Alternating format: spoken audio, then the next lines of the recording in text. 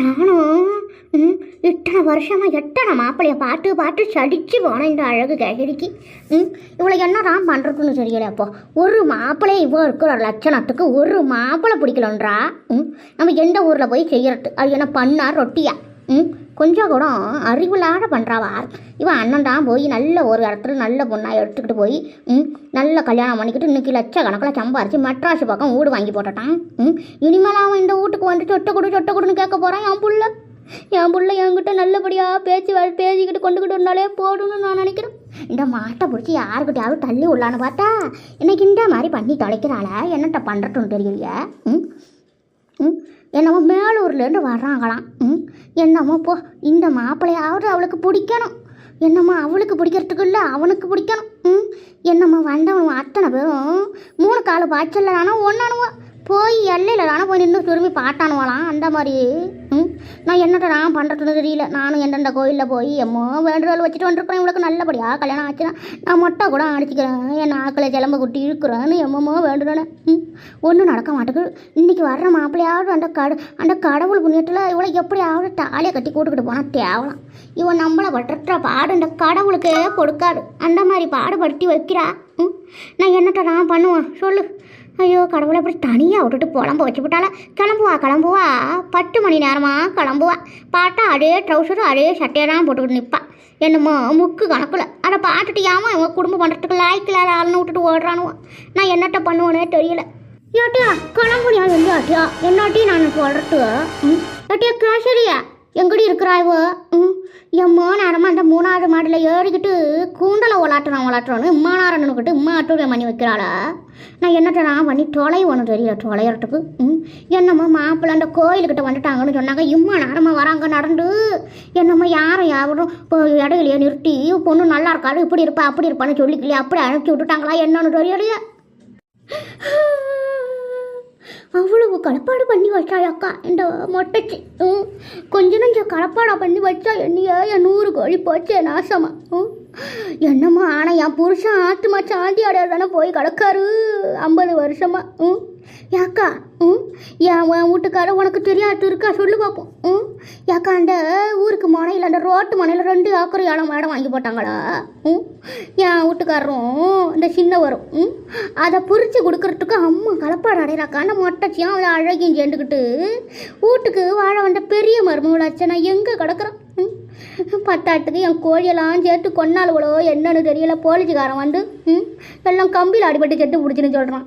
அந்த மாதிரி நான் என்ன பண்ணுவேனே தெரியல. பார்த்துக்க இந்த கோழி வச்சாவது என் சொத்தை வாங்கி போடுவோம்னு பழைய தூக்கி மட்டச்சி மேலே போட்டா அவள் எம்மா கோழி நீ பாடியில் போவா வெளியில் போவா பாடையில் போவா வழியில் போவா அங்கே போவா இங்கே போவோன்னு என்னன்னா கடை அக்கா. நீ வருவ எனக்கு சப்போர்ட் பண்ணுவேன்னு பார்த்தேன் தெரியுமா. நீ வரவே இல்லையா? எங்கே நான் போகிறேன் அன்னைக்கு ஊரே கூடி போச்சு ஒன்றை மட்டும் காணுமே. அக்கா எதுவும் வருத்தப்படாத விடு. நான் தான் கேட்கணுன்னு என்ன அந்த மொட்டைச்சி எப்படியாப்பட்ட கோழியெல்லாம் கட்டானு உனக்கு தெரியாதையா போச்சு. யாக்கா நான் என்னட்ட சொல்லுவேன்னு தெரியலையா. அப்படிப்பட்ட கேள்வி கேட்டுச்சு பாரு. நீ என்ன சொந்தக்காரியாடி பண்டக்காரியாடி என் பக்கத்து வீட்டுக்காரியா என் மங்காளிச்சியா என் அங்காளிச்சியா? இந்த வார்த்தை இல்லை அம்மா வார்த்தை கேட்டுச்சு தெரியுமா அந்த மொட்டைச்சி அக்கா. யாக்கா சொந்தக்காரி பண்டக்காரி பங்காளிச்சி அங்காளிச்சான் கேட்கணும் நாங்களாம் கேட்கக்கூடாதா பழகணவங்க அப்படின்னு தான் கேட்குறோம். அதுக்கு அம்மா பேச்சு விட்டா என்ன அடித்து போட்டிருக்கும் போட்டிருக்குக்கா. அப்படி பேசுகிறா பேச்சு என்ன பொம்பளை. உம்மா நாள் நம்ம கூட்டில் சேர்ந்துக்கிட்டு எம்மோ கடையெல்லாம் தெரிஞ்சுக்கிட்டு போனால என்னம்மா நல்ல பொம்பளை இல்லைன்னு நான் நினச்சேன். இந்த மாதிரி பண்ணி இப்படிலாம் பண்ணி வைப்பான்னு நான் நினச்சே வாக்கலக்கா. யாக்கா வீட்டு சொட்டு 1.5 ஏக்கர் 2 ஏக்கர் கிட்ட அங்கே கிடக்குற பங்கு பிரித்து நீ எட்டு வச்சுக்கிட்டு நீ சாப்பிட வேண்டியதா. நீ என்னத்துக்கு கோழி கீழின்னு வளர்த்துக்கிட்டு எதுக்கு கோழி வளர்த்து ஊரா வீட்டுக்கு ஆக்கி போடுறதுக்கா? நீ கோழி வளர்க்குற நோவாமல் பிடிச்சிட்டு போடுறாலோ ஒரு சனிக்கிழமை ஞாயிற்றுக்கிழமை. ஆனால் நான் அப்பையும் கேட்ட நட்டி ஒன்றைய ஒரு 50 கோழி கிட்ட கொடு நான் விட்டு தரேன் இல்லை நான் வாங்கி எங்கேயாவது உனக்கு விட்டு காசு கொடுக்குறேன்னு சொன்னேன். கேட்டியா நீ அப்படியே ஒன்றுமே காக்க மாட்டேன். கடைசியில் பாரு மண்ணுக்கும் உறவுல பொண்ணுக்கும் உறவுல நான் கடையாக போடுச்சு.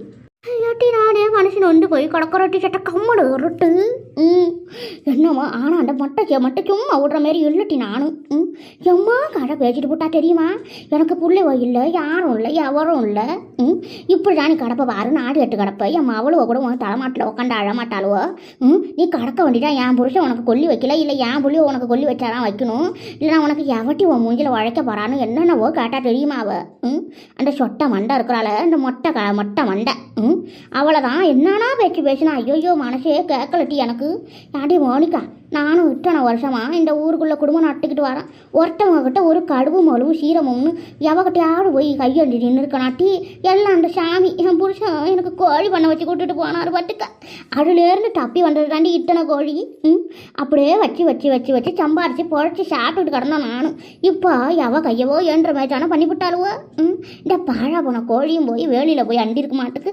எல்லாம் கழுட்டு அறுத்து போய் கடந்தது தான் நான் என்னட்டு நினைப்பேன் எவ்வளோ கொண்டு போட்டாளுவோன்னு நான் நினைக்கிறட்டு அப்புறம் நான் தூக்கி கொண்டு போய் போலீஸ் ஸ்டேஷனில் போட்டேன் டி இது என்ன தப்பாக இருக்குதுல ஏட்டியா ஏன் முடியுமா நீ நினைக்கிற மாதிரி நானும் சொல்கிறேன் ஏட்டியா ஒரே சமயத்தில் எப்படி 100 கோழி அடிபட்டு கம்பியில் அறுத்து போய் கிடக்கும் எனக்கு என்னமோ இது யாரோ போட்டு விட்ட திட்டமாக தான் இருக்கும்னு நினைக்கிறேன் நான் என்னமோ கரண்டு அந்த கம்பியில் பாய்ச்சி அதில் நம்ம கோழி கழுத்தை வச்சு துண்டா உண்டுட்டோ என்னமோ தெரியல ஏட்டி ஏட்டி நீயும் போய் புட்டி இல்லாத எங்கெல்லாம் கேட்டு காடி ஆட்டி போய் போலீஸ் ஸ்டேஷனில் கொண்டு போய் எல்லாத்தையும் கொட்டு புட்ட நீ அப்படியே செட்டை வேகத்துக்கு எல்லாத்தையும் வெட்டி விட்டான் ஆளுக்கு பாடியாக எடுத்துக்கிட்டு போங்க காசை கொடுங்கன்னு சொல்லாத அப்படி ஆள் சம்பாதிச்சிருக்கலாம் அந்த பயலவை எடுத்து நல்லா சுட்டு துணுப்புட்டானோ போடுறதுக்கு அந்த ரோட்டு மார்க்கெட்டில் போட்டு வந்தவொடனே அங்கே இருந்த கோழி கடைக்காரன்லாம் வாரி வெட்டி விட்டு துணுப்புட்டானா காட்டிய என்ன டீ இப்படி போய் புட்டியில் ஆட பண்ணி விட்டியா உன்னா ஒன்றுமே சொல்கிறதுக்கு இல்லட்டியா புனியம்மா நான் என்ன சொல்கிறேன்னா நீ இனிமேல் இந்த ஆடு வளர்க்குறது கோழி வளர்க்குறதுலாம் ஆவாடு உனக்கு சொல்லிவிட்டேன் புருஷங்காராக இருக்கணும் நீ இல்லா நாட்டில் அவங்க பிடிச்சி ஆட்டை கட்டுறது கோழியை கவுக்கட்டுன்னு இருப்பார்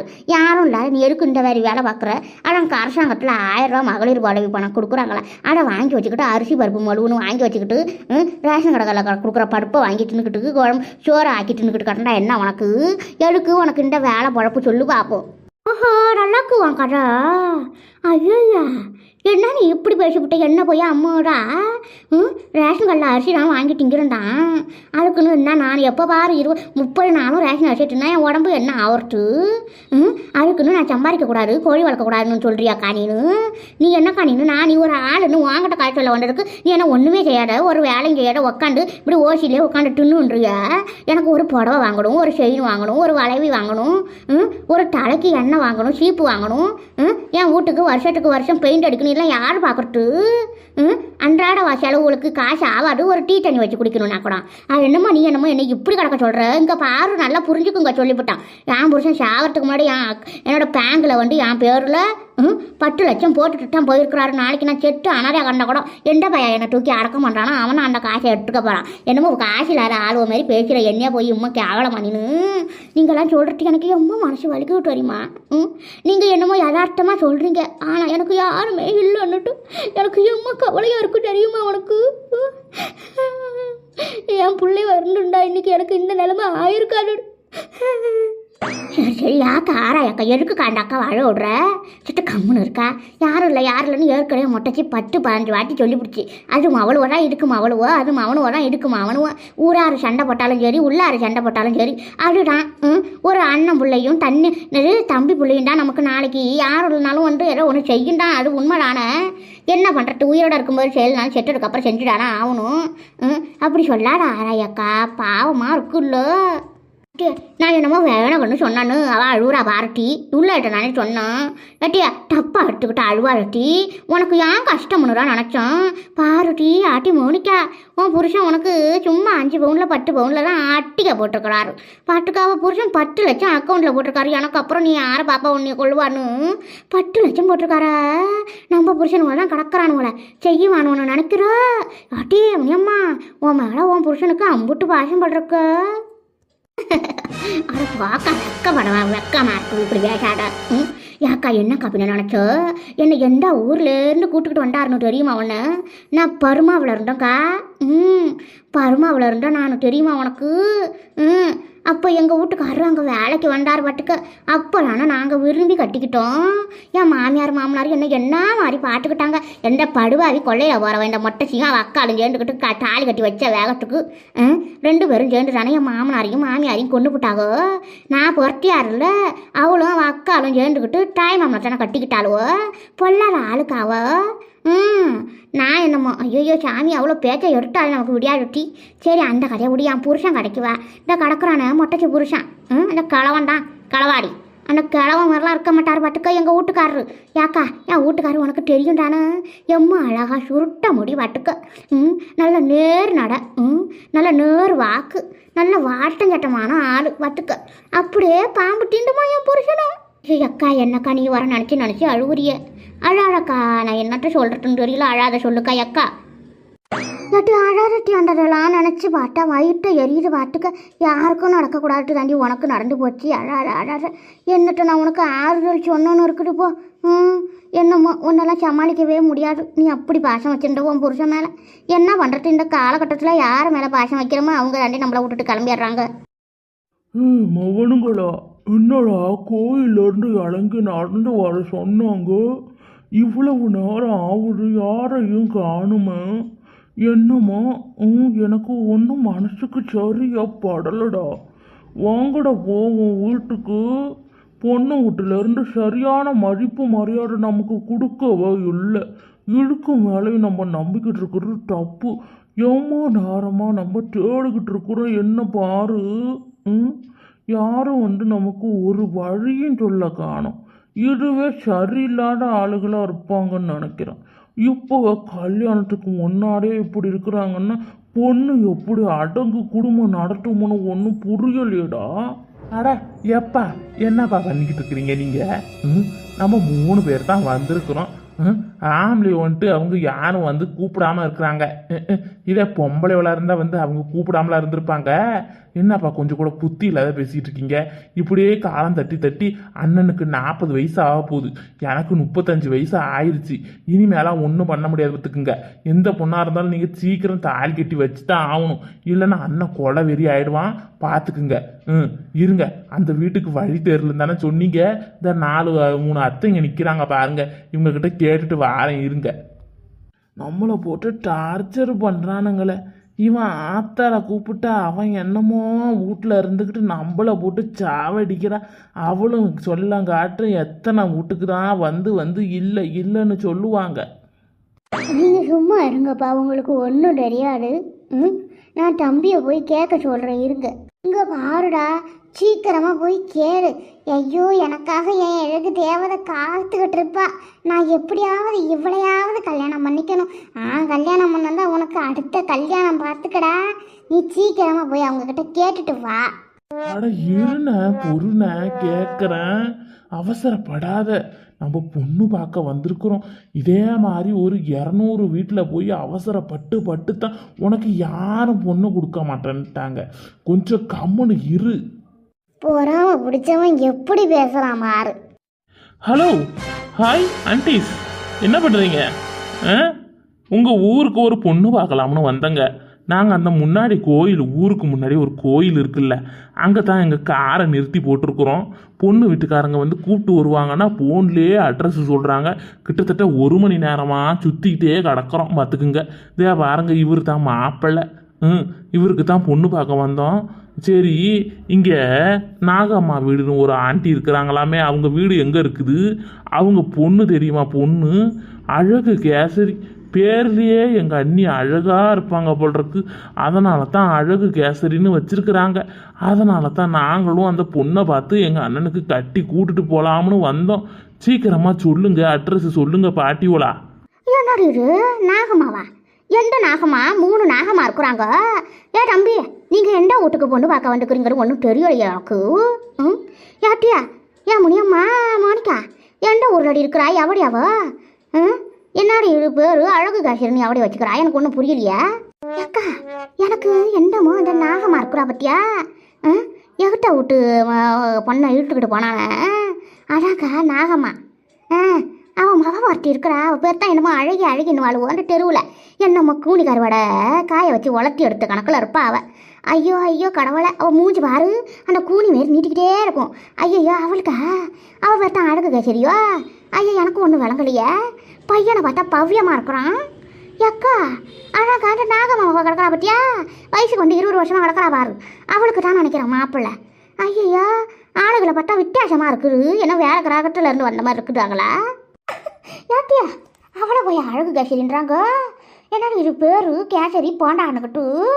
ஐயோ சிரிப்பு ஒருத்தி எனக்கு ஒரு சிரிச்சா இருக்கு. இவரு பையன் கேப்பா பயமா இருக்கு. ஐயோ ஐயோ அழகு கேசரியா என்னடி இது பேரு? ஏட்டி ஏற்கனவே அவளுக்கு கல்யாணம் ஆவால தானடி கிடக்குறா. ஏட்டி சொல்லி அனுப்பிட்டி ஏன்னா வாங்கிட்டு நம்ம 3 பேரும் எடுத்துக்கிட்டு போவோம். அங்கே என்ன நடக்கிற கூட்டுடு கண்டுபிடிப்போம். அப்படியா சொல்கிற? ஐயோ அவளுக்கு அழகு கேசரி என்ன கேசரியோ. சரி வாங்க போவோம் இவங்க கூடவே. நம்ம போனோம்னா நமக்கு ஆளுக்கு ஒரு தட்டு கேசரியும் மிக்சரு போண்டா கொடுப்பாங்கல்ல. தின்னுபிட்டு அவளும் வருவோம். வாக்கா வழியை காட்டுவான். அது இருக்கிற பிரச்சனை தேவையில்லான்னு நீங்கள் வர இன்னுமா போகிறீங்க பிரச்சனை எடுக்க. அவளே ஏற்கனவே சரியான வாயாடிட்டி அந்த மாடு. நீங்கள் சொன்னதுக்கப்புறம் தான் தெரியுது அவள் பேச்சு செம்ம பயங்கரமான பேச்சு. அன்றைக்கி சண்டை நடந்தது அன்னிக்காரி அண்ணங்காரின்னு தொட்டு நாங்களா முட்டி போட வச்சு உடச்சி மூட்டை கட்டி அனுப்பி விட்டாங்களோ. அன்றைக்கி அந்த பொம்பளை அந்த குட்டி இருக்கிறா பற்றியா அவள் என்ன கழி காட்டா. ஐயா அவளுக்கு நான் பொண்ணு பார்க்க வந்துக்கிறாங்களோ. நான் வரட்டி அம்மா நீங்கள் போயிட்டு வாங்கட்டி. அக்கா சும்மா நீ வீட்டில் உட்காந்துக்கிட்டு என்ன பண்ணுற? அங்கே போனாலும் ஏதோ தின்னுக்கிட்டு பேச்சுக்கிட்டு ரவை எடுத்துக்கிட்டு வரலாம் அவன் புருஷனுக்கு. அப்படியா சொல்கிற? சரி வாங்க போவோம். சொல்லு அந்த பையக்கிட்ட எம்ம நேரம் பண்ணிட்டு இருக்கிறான் நம்ம பேசத்தை கேட்டுக்கிட்டு. தம்பி அது எங்கள் பங்காளி விட்டு பொண்ணுதான்ப்பா. வாங்க வாங்க தம்பி வாங்க. தம்பி நீடா மாப்பிள்ளைய நல்ல லட்சணமாக இருக்கப்பா. ஏறி போய் அடித்தா 10 பேர் அடிச்சிருவப்படுறக்கு ஒரே இடத்துல நல்ல மாப்பிள்ளையா இருக்கிற. வாங்க போவோம். நாங்கள் கூட்டுக்கிட்டு போகிறோம். எங்களை அழுக்க விட்டாங்க நிற்க வச்சாங்க. நீங்கள் எதுவும் வருத்தப்படாதீங்க. வாங்க வாங்க போவோம். சரிங்க ஆண்டி. சரி எப்போ பார்த்தீங்களா இந்த குட்டை பயலுக்கு என்ன கணக்கில் பொண்ணு வீட்டில் மரியாதை கொடுக்குறாங்கன்னு. இதே போதும்னு முடிச்சு விடுங்கப்பா. என் வழியை கொஞ்சம் கிளியர் பண்ணுங்க. ஏப்பா உங்களுக்கு மனசாட்சியே இல்லையா? வாங்க போவோம். அதான் அவங்களே பொண்ணு வீட்டுக்கார ஆளுகளே வந்து இங்கே நின்றுக்கிட்டு இருக்கிறாங்க. உங்களுக்கு இன்னும் என்ன மரியாதை கொடுக்கலன்னு நினைக்கிறீங்க? வாங்க போவோம் வாங்க. என்னமோ சொல்கிறீங்க. போவோம். பொண்ணை பார்த்துட்டு தான் முடிவு பண்ண முடியும். வாங்க போவோம். என்னதான் சொன்னாலும் உங்களுக்கெல்லாம் புரிய மாட்டுக்கிட்டுட்டா.